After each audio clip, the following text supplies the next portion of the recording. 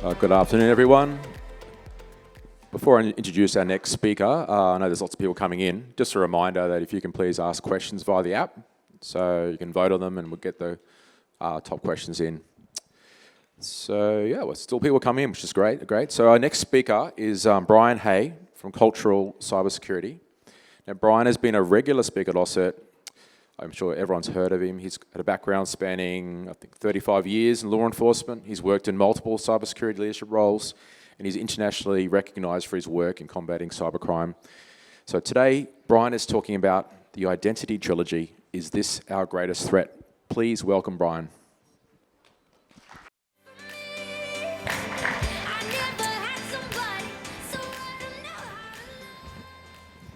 Oh my goodness, people are still coming in. Did someone say there was free food available in this session?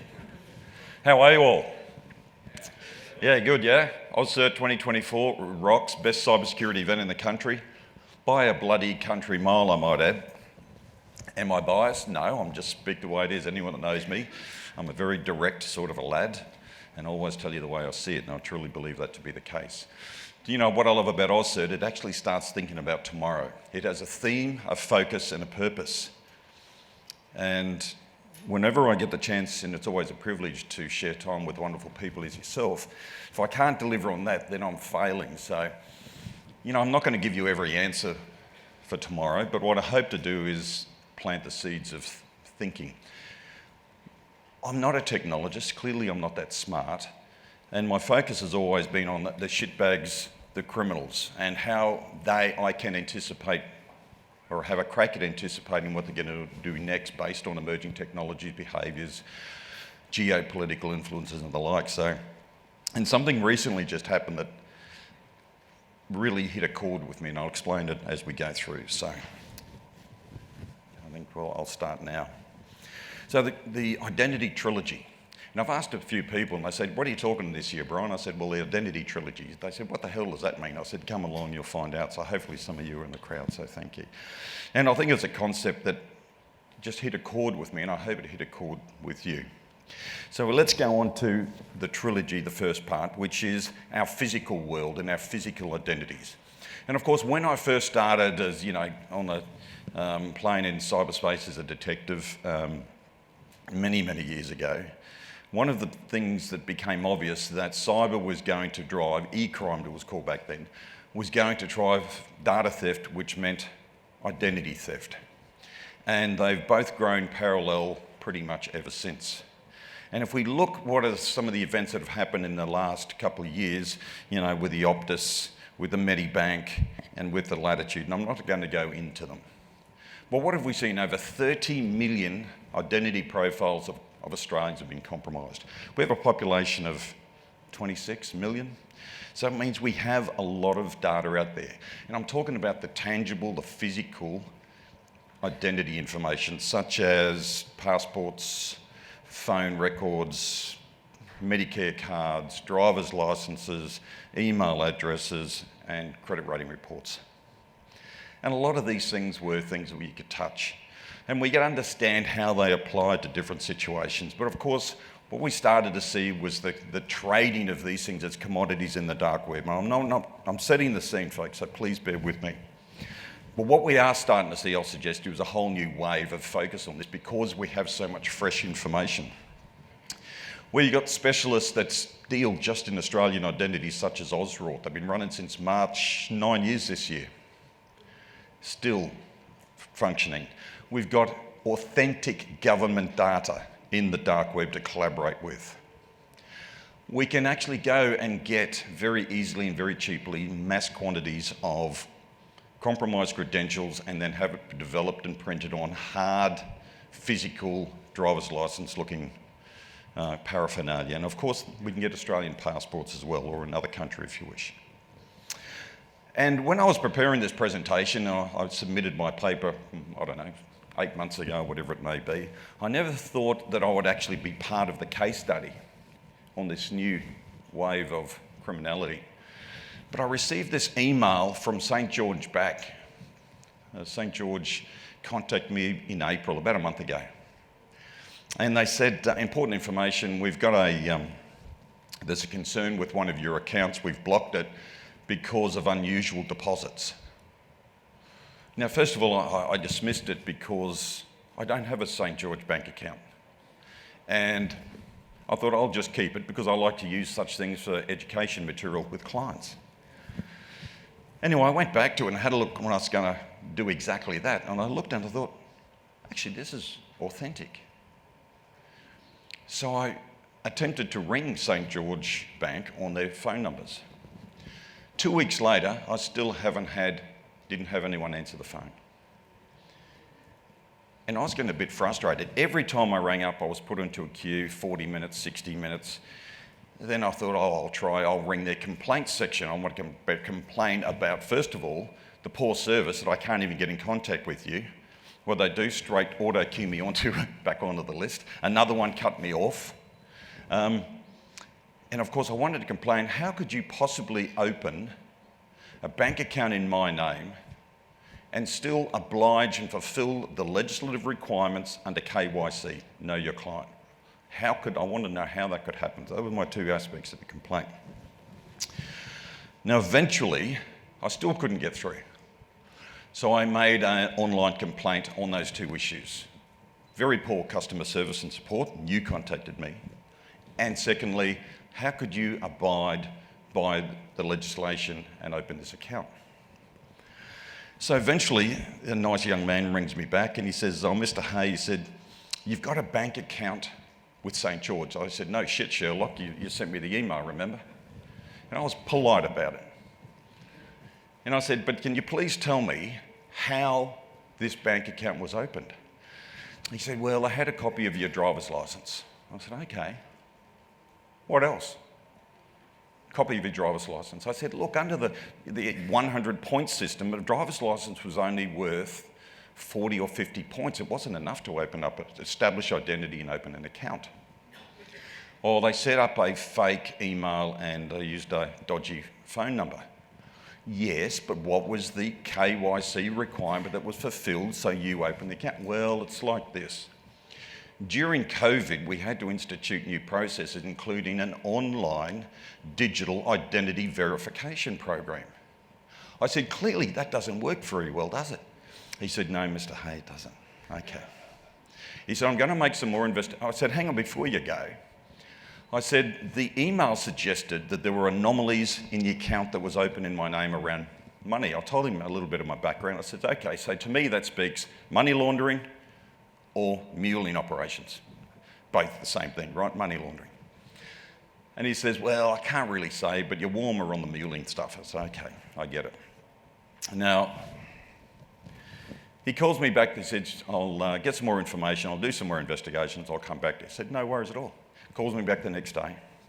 He said, Mr. Hay, we actually found you've also got an account with Bank South Australia. I said, oh, that's nice.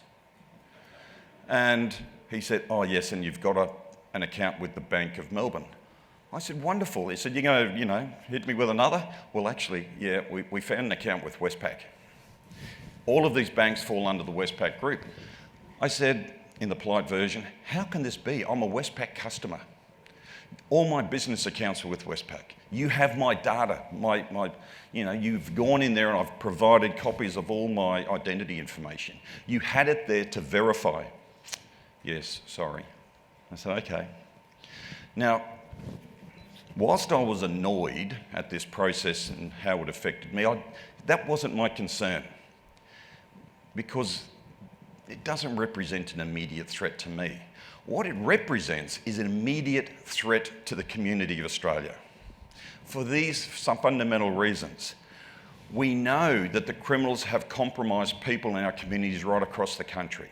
We know that they can't execute on those compromised accounts until they have an account in Australia to which they can transfer that money in order to get it out. Now, traditionally, the criminals would have to recruit mules in Australia to facilitate that. But now if they own the accounts, they can do it themselves. And what we're going to see is, and I know from experience, that what if there were another 10 accounts that were cleaned out, 10 victims per account, $20,000 per transfer, amassing how many hundreds of thousands or millions of dollars, and then they can just transfer it overseas wherever they want. What annoys me is the banks are enabling and fulfilling the needs of crime rather than the needs of their customers. So it begs some questions. How many accounts have been opened this year? They won't tell you. How many people became victims because the banks enabled such crimes to exist? How much money was lost? And here's the real question. Should the banks be liable? And they won't want to answer the first three questions because the answer to the final questions is yes. I remember many years ago when we did a foray into Nigerian fraud, back in 2005. And Western Union was the great conduit for the money leaving the country then. And I said to Western Union, I said, listen guys, you need to clean up your act because you're going to be hit with a massive civil suit because you're facilitating international money laundering. And they laughed at me and they weren't sure and they looked at me, and to their credit, they did a lot. They actually turned the corner and did a lot of anti-fraud stuff and made it a lot more difficult. And it would have only been about 4 or 5 years ago, I get a phone call, and I knew it was Person X from Western Union. And he said, always called me Mr. Hay. He says, Mr. Hay, you're an arsehole. I said, oh man, why is that? Tell me something I don't know. He said, you were right. I said, what do you mean we're right? He said, we've just settled out of court settlement for just under 600 million US, nearly $1 billion Australian dollars, to pay back because we have been found, we admit we committed international money laundering. And it begs the question, I think we need some sort of similar scrutiny in this country now, because it's the enablement factor that's giving birth and enlivening these mongrels taking our money, never to be destined. And let's face it, we go through a tough time economically. We need every dollar to stay in this country. So that's the physical part of Trilogy 1. And thank you for hearing my story. 2, the ABC Journo last year did a wonderful job of recreating, going into data breach information and then creating a profile of an entity. He started with a simple email address. And then from each breach data that was published out there in different sites, he started to put it together. He got passwords, email addresses, usernames, employees' details, salutations, geographical information where they worked, where they lived, and put together very quickly an entire online profile. Okay? So we're all compromised in our physical identity world. If you actually start to look at what has been compromised now and lives in our data persona, as our cyber persona, there's a lot of bloody information out there.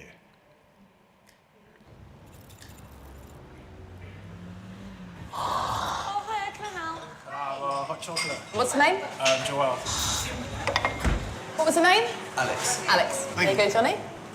If you like our Facebook page, we give you a free hot drink and a free pastry. We have a new line for Damien. We have a new line for Damien. Hey, Carly, are you standing by? Standing by. Hi there, can I help? Yeah, I just liked your Facebook page. Okay, I'll search Facebook now. I'm searching Google. I have a phone number. I've got his email address. Okay, Carly, are you ready for information on Damien? Yep, I am. Mother's maiden name is He banks with Carly, this is the girl coming in now with the blue scarf. What's her name? Nicholas. Nicholas. His date of birth, 7th of May. She lives at 38A. Just be a couple of seconds. 2 children, age 4 and 6. Previous address. She's got the postcode. Yep, got it. Damien, age 26 and a fitness instructor. How do you know what that? Brody goes to UCL. Martin went to South Thames College. Assistant psychologist at Great Ormond Street. How did you know? I don't understand. Oh, pardon? You know I'm a Christian as well. Oh, yeah, we know everything about you, Martin. Thank you. Nice to meet you, Anna from Russia. Crazy, right? And the time it takes to make a cup of coffee, all that information's available. So whether we like to admit it or not, we don't know what they know. And we've got to assume they know more. But it's out there. We're already compromised. And then let's go to the third part of the trilogy. There was a hack into the casinos in Las Vegas towards the end of last year, and it got me thinking, what sort of information would a casino have? Now, if I was a registered high roller and I walked into the MGM Grand Casino in Vegas, straight away the facial recognition and the CCTV would pick up Brian Hayes in the room. That would automate a note to a message to the pit boss. It would automate probably a message to the director executive in charge of high rollers. They would probably automatically book me a suite similar to what I had last time I was there. They would know what I ate, what I drink, which tables I play, where I like to sit, how much I gamble, my last losses, wins, earnings, the strategies to keep me there. They know my behaviour. They can tell what mood I'm in at different times. They know how I will, and they can anticipate how I'll behave when I'm winning, how I'll behave when I'm losing. So it started me thinking about, it's our behavioural profile. It's our behavioural and personality identities is the third part. And I don't know that they've acknowledged that sufficiently what they've got in terms of their data, but I bet you who bob to a pinch of dog doodle, it won't take them long. This is where we can see further focus is going to be on targeting us by virtue of our behaviour for a number of reasons. But then I started thinking, who else keeps all this data? If you look at Westfield Shopping Centre, someone told me the other day that Westfield collects over 200 identity points and tracks you from the time you walk in to the time you leave. And if you connect to their systems, their Wi-Fi, and that you hit with Bluetooth, they can track, identify the MAC address on your device and your phone, how many applications you use, your browsing history, and all of it is collected and goes into their storage of what they have on you. What's that thing? I love this. I can't read it from down there, so I'm going to read it here. The company's privacy policy states that the data is used so we can tell where shoppers spend most of their time and that it may be shared to centre groups, agents, contractors, service providers, joint venture and commercial partners. Doesn't that make you feel bloody secure and safe? They're really securing that data. So they can give it basically to anyone they want. For what purpose? So they can predict your behaviour, your spending patterns, where they can keep you longer, and they will find ways, of course, to influence your decisions in that regard. Now, I started looking at personal information under the Act, Privacy Act with the Federal Privacy Commissioner, and it comes up, even down the bottom there, you know, biometric information, facial information, but here's the thing. What if they don't assign your name to it? How many times have we already lost data around our behavioural profile, but because they didn't assign a name to it? Remember, the definition says you only have to report if the data is likely to cause serious harm. And I think, well, the key, because we haven't named them as over here, therefore it's impossible, I'm calling BS on it. So it begs a new question, further interrogation of who's holding all this data, how long are they keeping for? Just for that's a fundamental thing. You know, I'm getting off track, I'll start talking, but I hate the fact when you go into a licensed premises and they want a copy of your ID. You know, anyway, I always got in trouble for speaking out too much. But where it can be used, and the classic example is Cambridge Analytica. You know, it helped Trump get elected. It helped win the Brexit vote. Fact. Using the data the correct way can influence behaviour, the way we think and the way we vote. To think we are not susceptible to such influences, we're kidding ourselves. What I think, there's no doubt, and we're going to see behavioural profiling of organisations. We go out there and we do a lot of work in CCS in running simulated phishing campaigns for organisations. And what you actually start to see, we actually categorise the personality traits and emotional vulnerabilities inside the phishes that we create.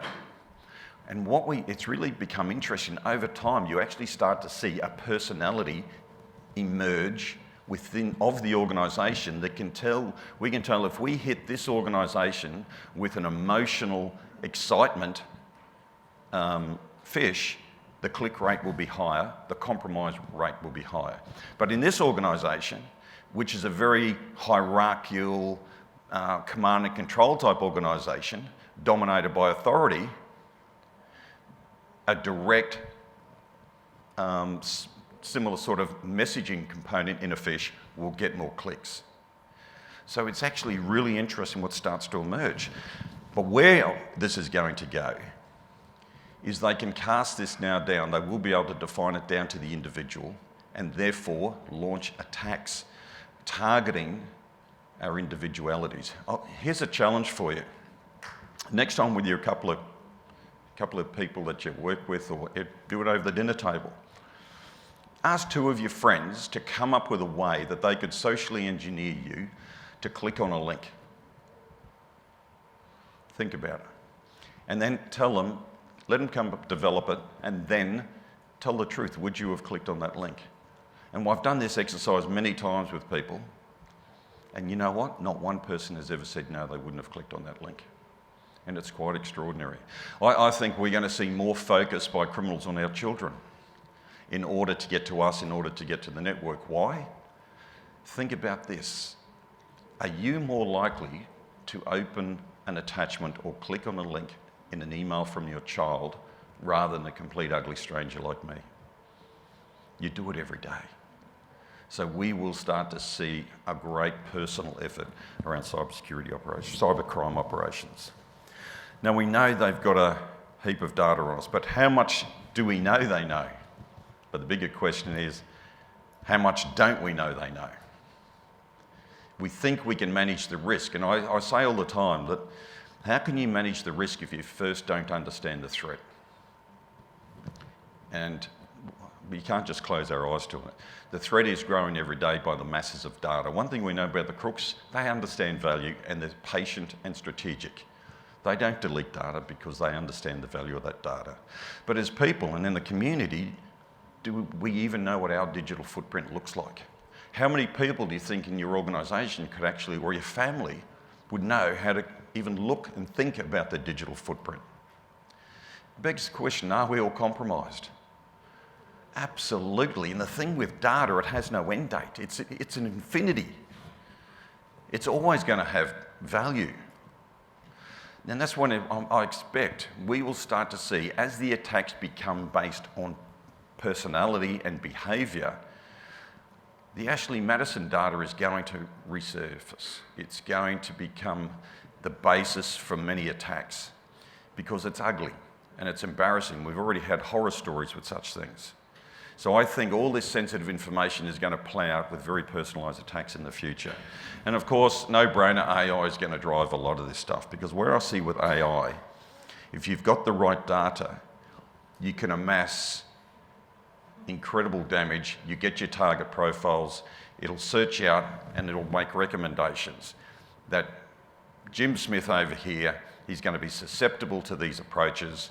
We can launch these attacks. We can hit him with this type of crime. We can expect to realise this much money from the income based on his financial profile and then automate it on a large scale.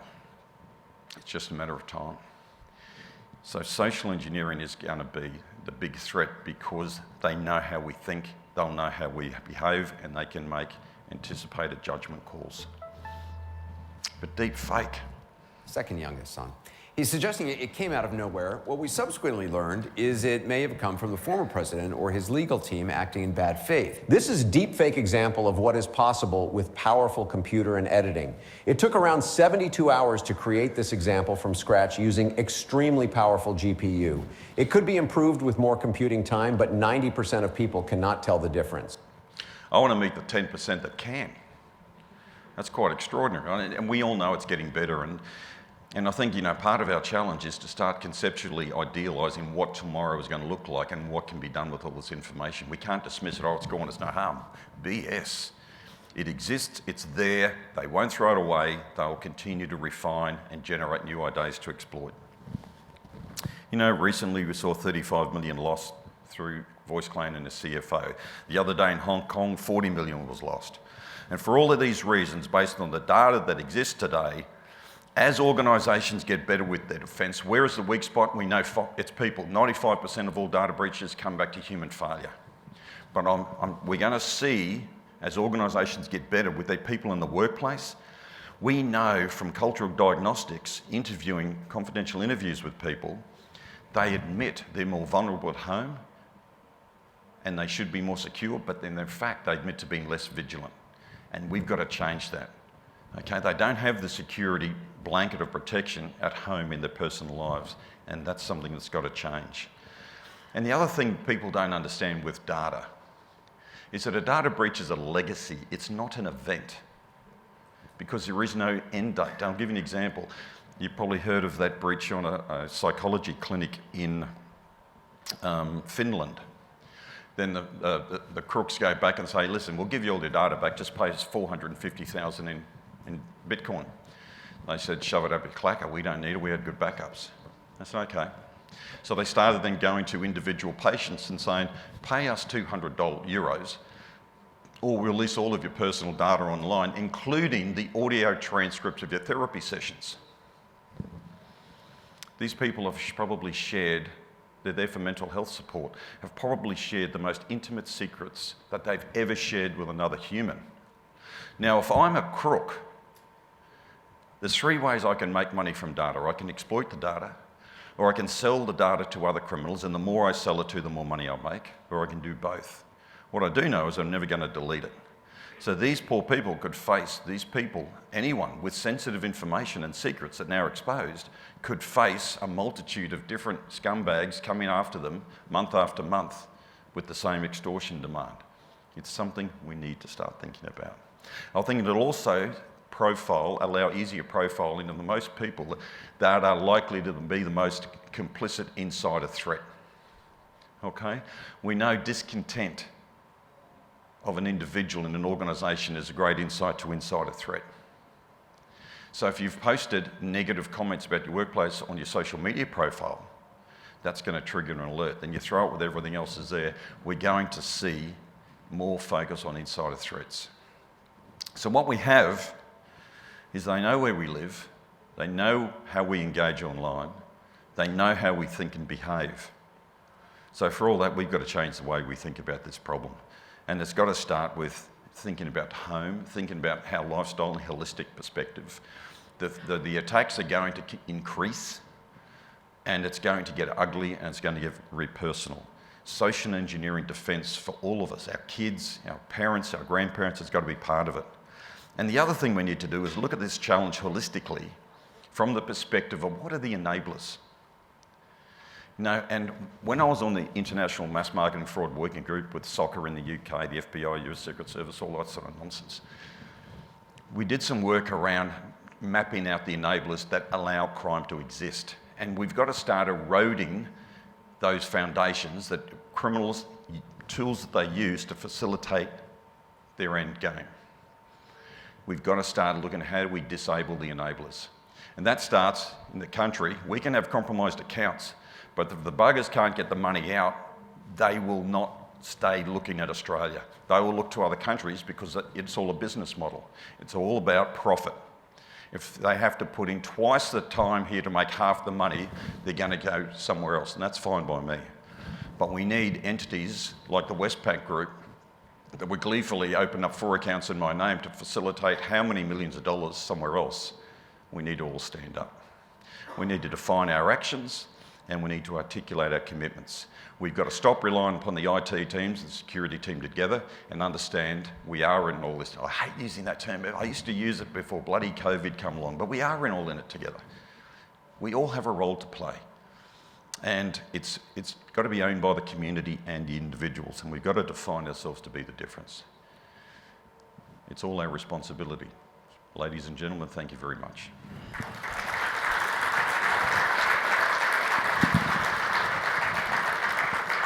Thanks, Brian. That's fantastic. There were a few questions. You sort of answered the last one, but the most popular question was, are there any strategies I should take to protect myself from the bad guys gathering behavioural data?